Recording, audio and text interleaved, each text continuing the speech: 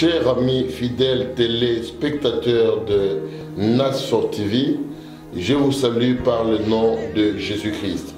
Un texte dans le livre de Daniel, chapitre 7, je vous lirai à partir du verset 13. Je regardais pendant mes visions nocturnes, et voici sur les nuées des cieux arriva quelqu'un de semblable à un fils de l'homme. Il s'avança vers l'ancien des jours, et on le fit approcher de lui. On lui donna la domination, la gloire et le règne. Et tous les peuples, les nations et les hommes de toutes langues le servirent. Sa domination est une domination éternelle qui ne passera point et son règne ne sera jamais détruit.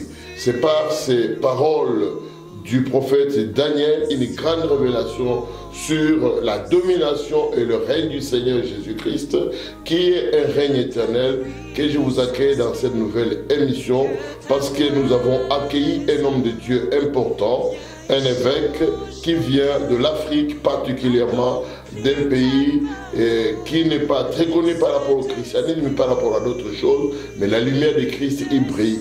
Il s'agit du bishop Mathieu Kalama du Gabon. Bishop, bonjour. Bonjour, mes bien-aimés frères et sœurs, messieurs et dames. Bonjour encore davantage, parce que je sais que je suis bien accueilli et j'ai la joie de vous parler.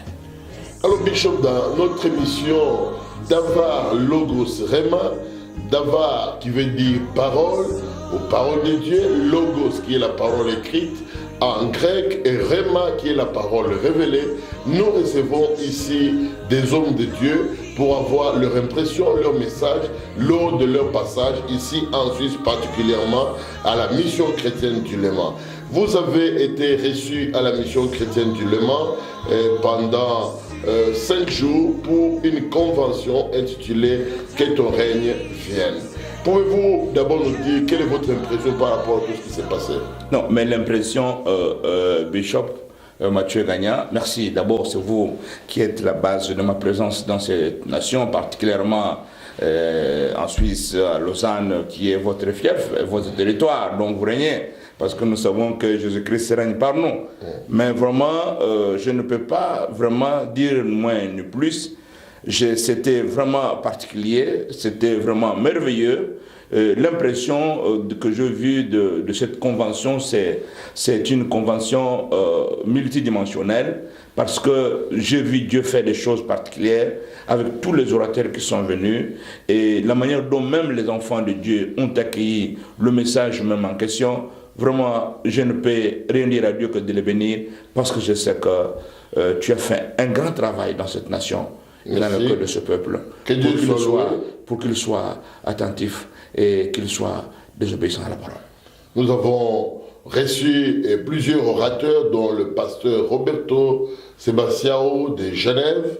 Nous avons accueilli aussi l'évangéliste Guy Milon de Sarrebourg en France. Nous avons accueilli aussi les pasteurs Papi Onésime Mouchita, ouvrier du Seigneur, qui nous venait de Lille, et nous vous avons accueillis. Pouvez-vous d'abord nous parler particulièrement, pour que nos téléspectateurs puissent vous connaître, de vous en quelques mots, et aussi de votre ministère, au Gabon et aussi peut-être dans le monde? Oui, merci beaucoup, encore une bonne fois que vous me donnez l'occasion, mon bishop, Bishop Mathieu Gagna. Je suis l'évêque Mathieu Kalama Ota.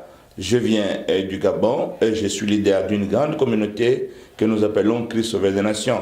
Nous sommes au Gabon, dont je suis le représentant vraiment légal de cette communauté.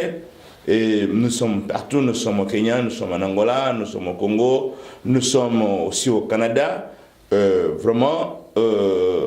Quant à moi, je suis aussi marié, puis sérieusement me marié d'abord.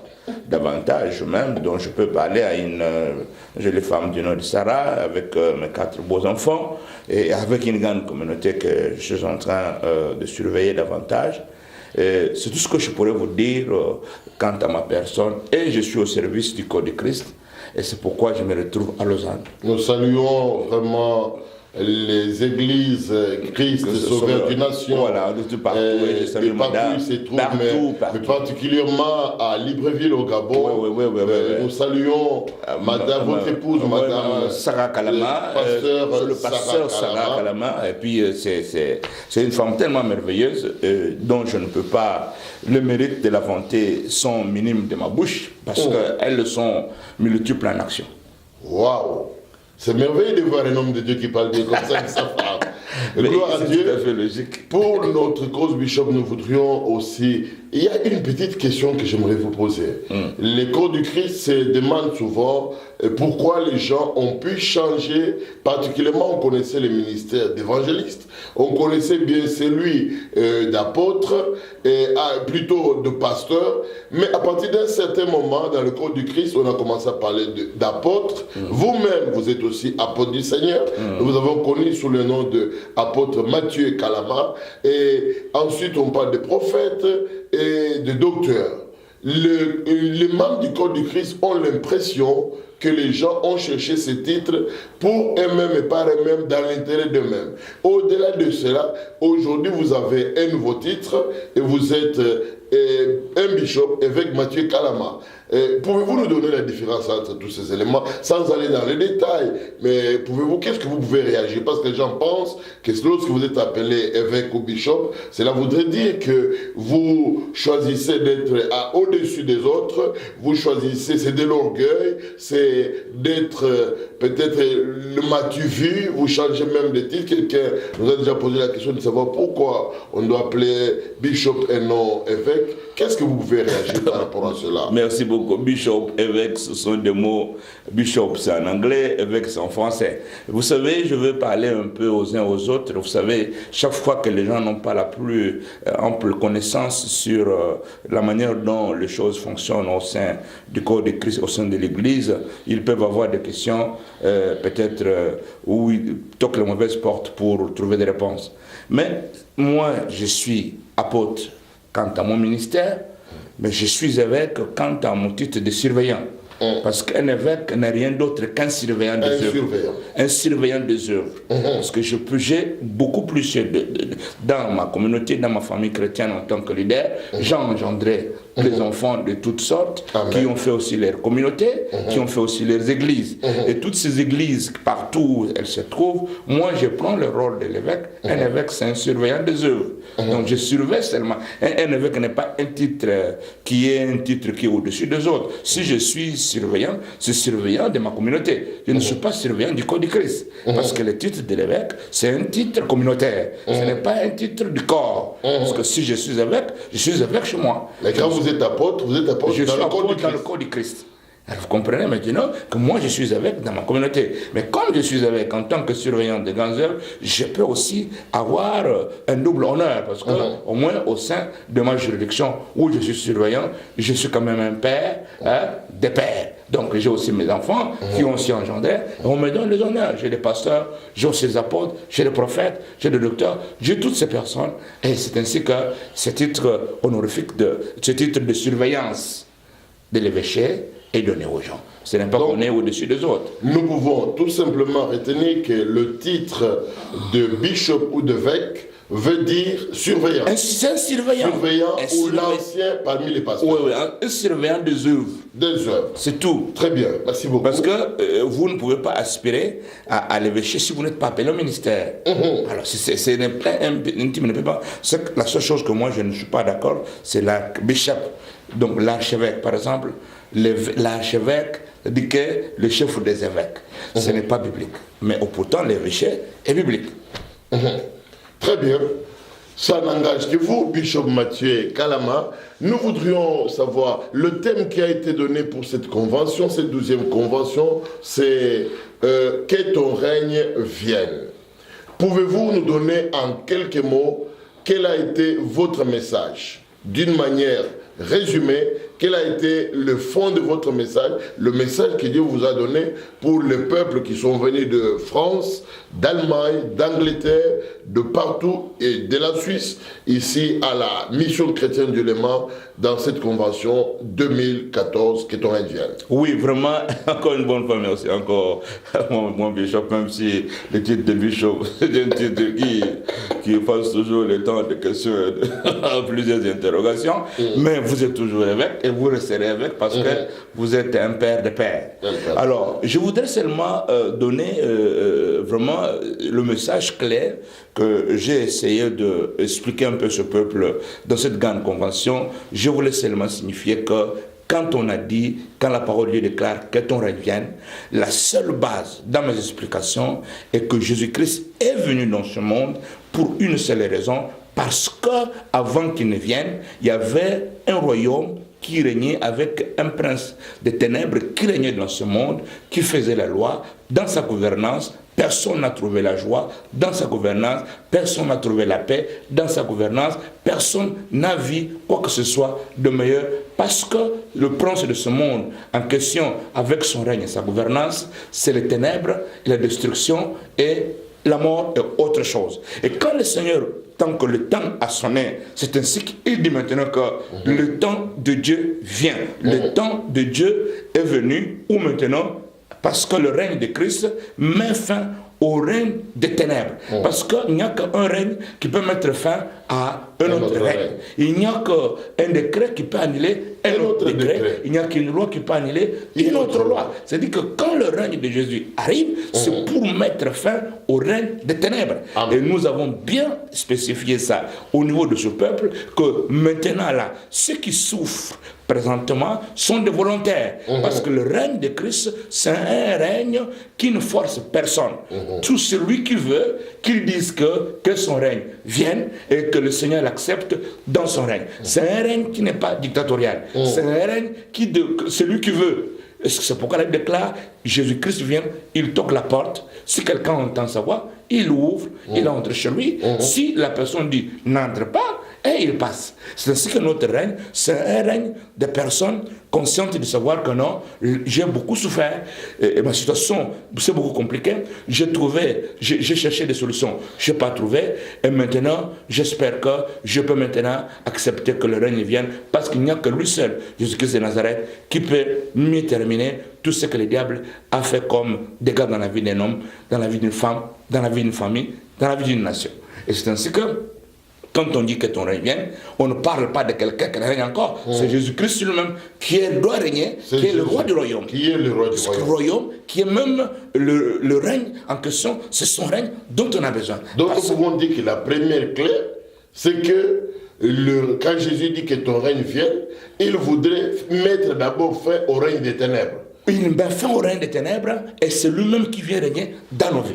Ah bon? Parce que c'est lui le roi du royaume. On ne peut pas parler du royaume sans le roi. On ne peut pas parler du roi sans royaume. Amen. Quand Jésus-Christ vient, il vient en tant que roi pour régner. C'est-à-dire que ton règne vient. C'est que Jésus, les gens veulent entendre que non, que le Seigneur vient dans leur vie. Parce que c'est lui le roi du royaume. La Bible déclare que le royaume des cieux ne viendra pas d'une manière à frapper les regards. Il ne viendra ni ici, ni là-bas. Parce que le royaume des cieux est au milieu de nous. Il est au milieu de nous. C'est plus dans le clé, c'est de savoir que j'ai expliqué c'est les clés aussi. Les clés, j'ai expliqué les clés. Donc dans ce règne, il y a les clés. Là, il y a les clés qui permettent à un individu d'y entrer. Parce que c'est le règne de Christ, on le trouve dans son royaume. Le royaume de Dieu, c'est un royaume qui est omniprésent au milieu des hommes.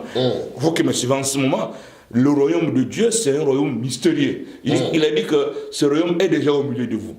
Mais des fois, on trouve qu'il y a des chrétiens qui se disent aller à l'église, mais ils ne sont pas bénéficiaires de la bonne gouvernance de ce royaume-là dans leur vie.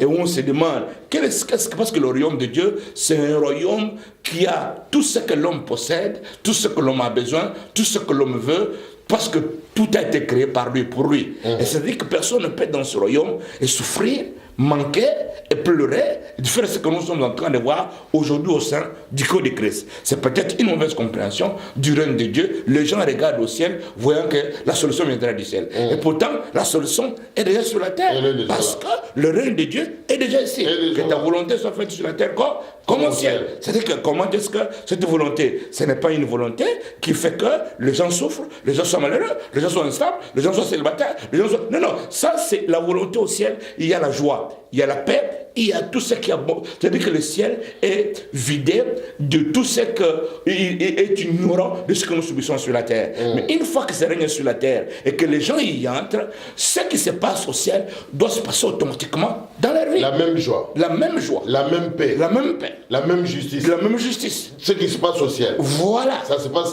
encore sur la terre et au milieu de nous. Mais comme c'est un royaume mystérieux, nous pouvons être ensemble. Moi, j'ai ce royaume à moi. Je vis en bien, je vis en paix, mes affaires marchent. Mais toi, tu es avec moi sur le même banc, dans une même église, et toi, tu passes le temps à souffrir. Vous comprenez que c'est un royaume bizarre. C'est un royaume mystérieux. On peut être ensemble, mais on ne vit pas de la même manière. Parce que moi, j'ai le royaume à moi, mais toi, tu es là, tu es un peu absent de ce qui se passe. C'est comme j'ai expliqué que comme en Égypte, sur le même territoire, quand le royaume est descendu par le biais de Moïse dans le royaume d'Égypte pour la délivrance d'Israël, sur le même territoire, les autres voyaient les ténèbres, certains étaient dans la lumière. Il y avait les choses qui se passaient, qui tombaient de l'autre côté, le feu tombe, la pluie de feu tombe de l'autre côté, mais les autres sont dans la paix. Mais étant sur le même territoire, dans la même zone. Dans la même zone. Dans la même zone. Dans la même région. Dans la même région. Mais la manifestation de Dieu est différente. Toi, tu vois les ténèbres. Les dispositions de toi, tu vois clair.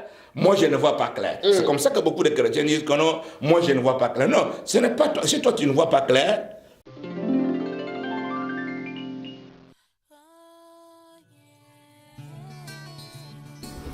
du nouveau en Suisse à Lausanne. NAS4 TV. NAS4 TV, c'est notre télévision qui se trouve en Suisse pour la diaspora congolaise, pour la diaspora de tous les pays et même pour les originaires de Suisse et de Lausanne. Vous avez votre publicité, vous avez votre magasin, vous avez vos campagnes d'évangélisation, vos messages, vos prédications. L'endroit idéal pour faire passer votre message, NAS4 TV. Parce que ici, c'est la qualité. NAS4 TV, c'est le meilleur, c'est l'excellence. Tout ce que vous avez de meilleur, vous pouvez le sortir ici et cela sera diffusé partout. NAS4 TV, c'est la classe. NAS4 TV, c'est un travail minutieux, précis et de qualité très supérieure. NAS4 TV, c'est super. NAS4 TV, c'est vous. NAS4 TV, c'est vous.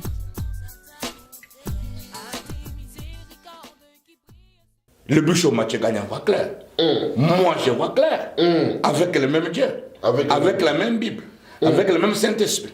Avec le même Seigneur. Et toi, tu ne vois pas clair. Mais pose-moi la question. Chez moi, je vois clair. Parce que le règne de Dieu est dans moi. Et j'acceptais les conditions et le principe d'y entrer. Il y a aussi la clé véritable parce que ce règne n'accepte pas n'importe qui. Je sais d'y entrer. Même si le règne est là. Parce que tout le monde ne peut pas entrer. La plus grande clé que je parlais encore, c'est la clé de la justice. La justice. J'aimerais, Bishop, que vous puissiez nous parler, résumer toute cette clé de la justice. Oui. Parce que il me semble que beaucoup de gens ont eu une confrontation entre la justice et la grâce. Oui. Comment établissez-vous cette différence? Mais la différence, c'est que le royaume de Dieu en question, c'est un royaume de justice. Là où il y a la justice. De la justice, la paix et la joie, par le Saint-Esprit. On commence par la justice. Par la justice. Alors explique-nous. Mais parce qu'aujourd'hui, nous sommes victimes d'une grande confusion au sein de l'Église, auquel beaucoup de gens qui sont venus vers Dieu marchent avec la grâce. La grâce veut dire la faveur.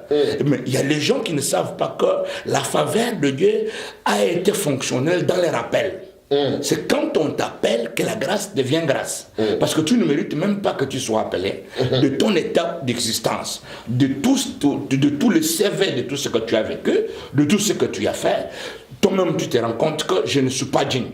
Mais dans ta crise de dignité, il y a le Seigneur qui ne voit pas ce que tu as fait, qui t'appelle tel tel que tu es. C'est une grande grâce. Amen. Des voleurs, des impédiques, de tous les déshonnés, le meurtrier, tous ces gens-là, Dieu les appelle pour qu'ils soient appelés enfants de Dieu. C'est une grande grâce. Mais maintenant, quand on franchit la porte de la faveur, on entre dans ce royaume où le règne de Jésus-Christ doit régner, là, la faveur s'arrête à la frontière. C'est la justice qui commence.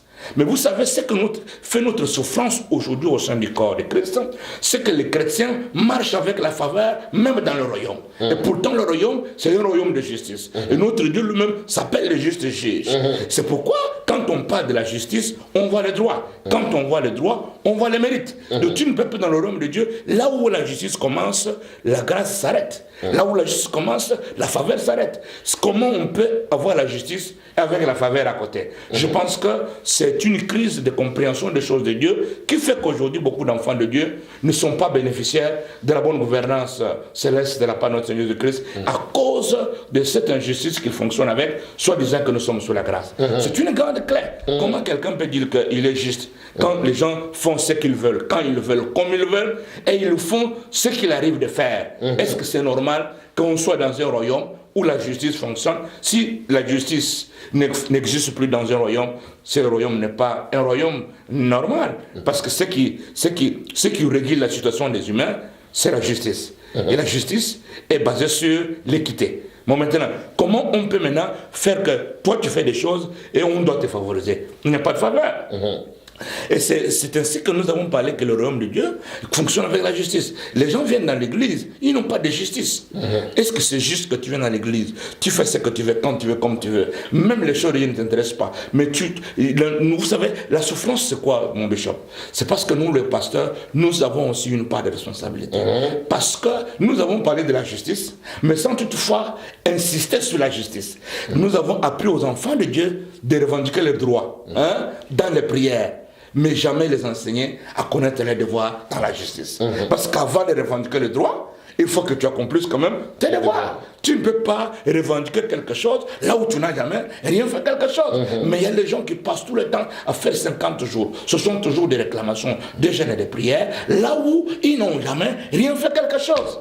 Pourquoi on a appris aux gens on a appris aux chrétiens que leurs devoirs, que leurs droits, mais on ne les a jamais insisté sur leurs devoirs. Et les chrétiens n'aiment pas qu'on leur parle de leurs devoirs. Chaque fois qu'on parle des devoirs des chrétiens s'énervent, ils disent que non, on a besoin seulement de droits. Mais la justice ne fonctionnera jamais sans scénique.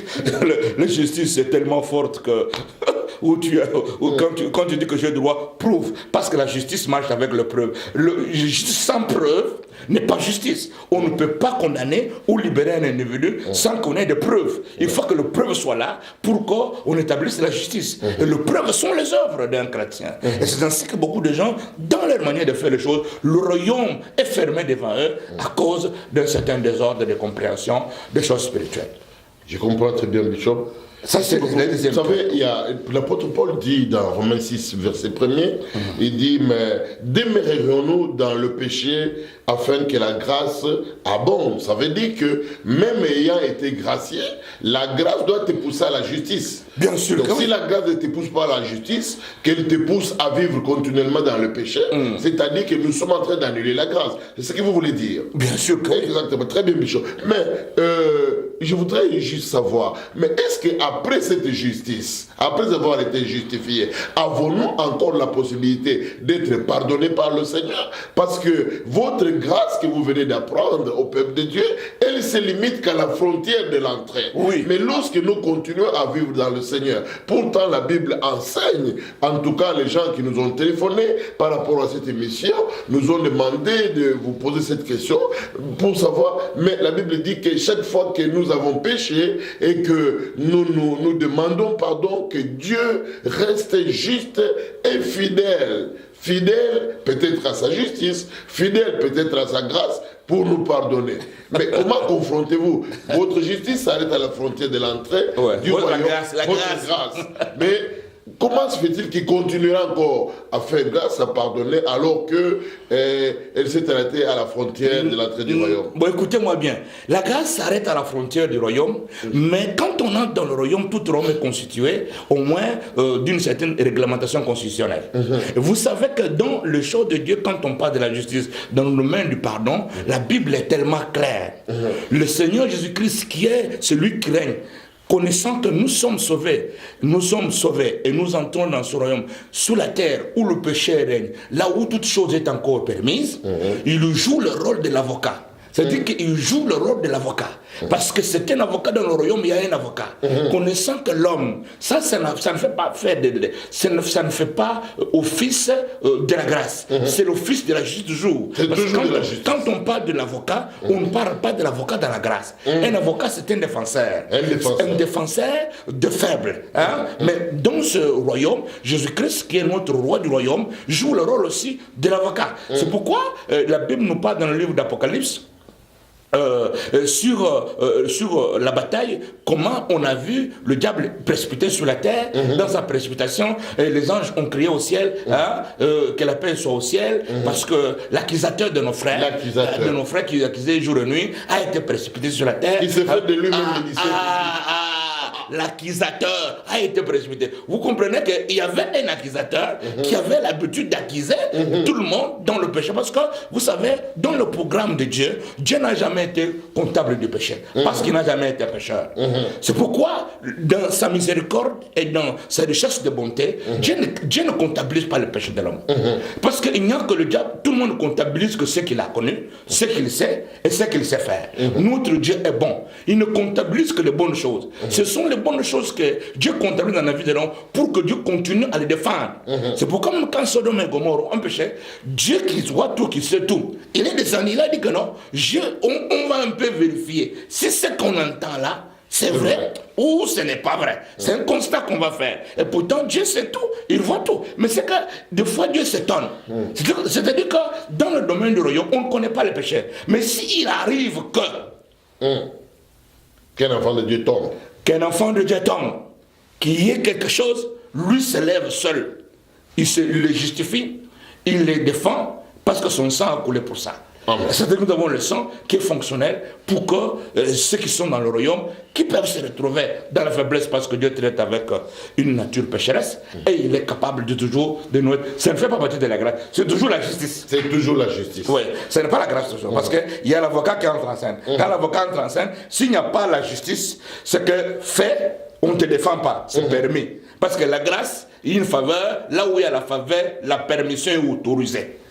Mathieu Kalama, avez-vous fait des études juridiques? Parce que votre enseignement, vous parlez tellement avec des termes sur le royaume, avec exactitude juridique. Avez-vous par hasard fait des études juridiques? Mais d'abord, moi-même, je suis juriste. D'abord, mon job de pasteur. Parce qu'un tout pasteur doit connaître d'abord la justice. Et quand tu connais la justice, tu dois connaître le code et le droit du royaume. Amen, parce que tu n'as pas besoin d'être docteur en droit pour parler de la justice divine. Je voudrais, Bishop Mathieu Kalama, qui nous vient du Gabon, responsable des églises Christ et Sauveur des Nations. Je voudrais que, peut-être pour clôturer, nous allons déjà, la régie me fait signe que notre émission tend à la fin. Pouvez-vous me dire en quelques 2 ou 3 mots, vous avez parlé sur une des clés en disant que notre royaume est un royaume des sacrificateurs. Oui. Qu'est-ce que vous vouliez nous signifier par cela? Mais écoutez, c'est un royaume des sacrificateurs. Pourquoi? Parce que le sacrifice est une clé qui est comme notre constitution sur laquelle la base de toutes choses est faite. Parce que le christianisme lui-même, c'est une entité du sacrifice. Pourquoi? Parce que nous sommes sauvés par un sacrifice. Nous ne sommes pas sauvés parce que Bartimée a ouvert Jésus a ouvert les yeux de Bartimée, ou parce que les paralytiques ont marché, ou parce que les morts ont ressuscité. Tous ces miracles ne font pas office de notre salut. Si nous sommes aujourd'hui appelés chrétiens sauvés, c'est parce qu'il y a un sacrifice qui a été libéré à la croix de Golgotha. C'est ainsi que le christianisme est une entité spirituelle du sacrifice. C'est ainsi que Jésus-Christ étant le monde dans lequel nous fonctionnons, comme nous parlons du royaume nous parlons du royaume du règne, le royaume spirituel fonctionne avec les sacrifices. Que ce soit le royaume du prince des ténèbres qu'on est venu mettre fin. Jusqu'aujourd'hui, le monsieur est condamné, mais il n'est pas encore arrêté. Mais son royaume est toujours fonctionnel et il fonctionne toujours par la clé du sacrifice pour ceux qui vont toquer la porte chez l'ennemi. Il est toujours prêt à tout avoir, mais au nom du sacrifice. Sacrifier les enfants, leurs parents, leurs frères, parce que c'est ce qui fonctionne là-bas. On ne parle pas trop dans le royaume. Dans le royaume spirituel, on parle, on n'a pas besoin de ton langage. On a besoin du sacrifice qui doit avoir un langage pour toi. La Bible déclare, les fils des ténèbres sont plus intelligents que les fils des lumières. Pourquoi? Parce que les fils ne comprennent pas que le royaume de Dieu qui vient, c'est un royaume. Est-ce que Dieu était-il obligé de sacrifier son fils pour que le royaume soit sur la terre, conforme au royaume des sacrificateurs, par les sacrifices? Dieu est tout puissant, il pouvait nous sauver. Pourquoi vient-il encore Et pourtant la Bible est tellement claire, dans le de 1 Pierre, nous comprenons que le Jésus-Christ était déjà un sacrifice avant même la fondation du monde. Mais ce que le diable fait, il n'est qu'un imitateur du principe du royaume de Dieu.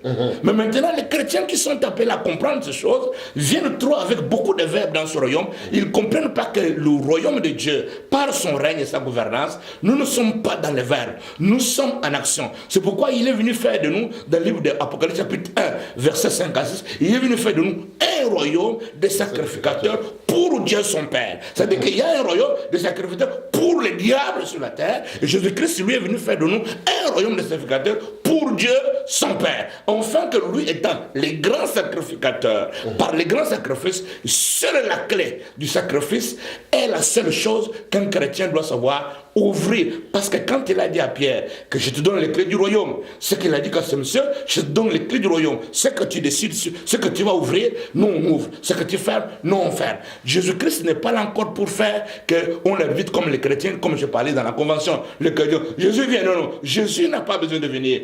Parce que quand on t'accepte dans un royaume et on te fait confiance, on te donne les clés du royaume pour que tu sois aussi capable d'ouvrir aussi les portes là où elles étaient fermées, que tu sois aussi dans la joie. C'est ça même la plus grande confiance du roi avec ses citoyens. C'est ce que Christ a fait. Mais la plus grande clé qui ouvre les grands portails pour permettre à l'individu, c'est le sacrifice. C'est ça même qui fait maintenant les chrétiens, qu'ils soient chrétiens. Mais c'est dommage, mon bishop, parce que dans nos églises, le sacrifice est maintenant combattu parce que nous avons beaucoup des antichrists, beaucoup de bandits, beaucoup de gens qui s'élèvent contre le sacrifice à l'église. Et pourtant, le livre de Daniel, chapitre 9, verset 27, dit le plus grand signe de l'antichrist, c'est et les offrandes dans l'église. On aura des chrétiens qui n'aimeront pas se sacrifier. Oui. Pourtant, la Bible dit ceci, que Christ a donné sa vie pour nous, nous aussi nous devons donner la vie pour les autres. Amen. Ça veut dire que dans ce travail, nous sommes sacrificateurs pour nous-mêmes nous sacrifier. Voilà. C'est pas que nous allons nous faire tuer, mais notre vie va être aussi au service de Dieu pour les autres et pour le gain de l'évangile. Et puis nous devons aussi, on se sacrifie, on sacrifie. Parce que dans ce royaume, il y a toujours quelque chose qui doit savoir où tu connais sacrifier, où tu es déjà sacrifié. C'est les deux options. Où tu es sacrificateur, où tu es sacrifié. C'est l'option qui est là. Sacrificateur ou sacrifié. C'est merveilleux. Donc si tu connais... Bishop Mathieu Kalama, le temps de notre émission est arrivé vers la fin. C'est une clé, une matière à réflexion pour que le chrétien se dise je suis sacrificateur. En quoi suis-je sacrificateur? Sacrificateur tout simplement parce que je suis chrétien, ou bien ai-je un sacrifice à présenter au Seigneur? Et savoir aussi comment nous devrions de manière concrète et effective nous sacrifier et présenter des sacrifices devant le Seigneur. Quel genre de sacrifice? Voilà, nous vous inviterons pour une nouvelle émission, mais nous voulons vous remercier pour le temps que vous avez eu en Suisse à la mission chrétienne du Léman et pour votre apport dans le corps du Christ. Nous voulons aussi vous remercier pour le temps que vous avez passé avec nous ici chez NAS Fort TV dans cette émission d'Avar Logos Rema. Pouvez-vous nous donner les derniers mots ou votre dernier mot pour cette émission? Oui, je vais dire mon dernier mot. Mon plus grand dernier mot, c'est de dire merci à mon bien-aimé frère le bishop Mathieu Gagna, avec toute son équipe, qui ont permis que je sois présent ici en Suisse. Et je ne peux pas ne pas bénir notre Dieu parce que les gens comme vous, Bishop, ne sont pas facilement trouvables dans ces derniers temps. Tu es un homme particulier, un roi de Dieu, et une personne qui a la grâce.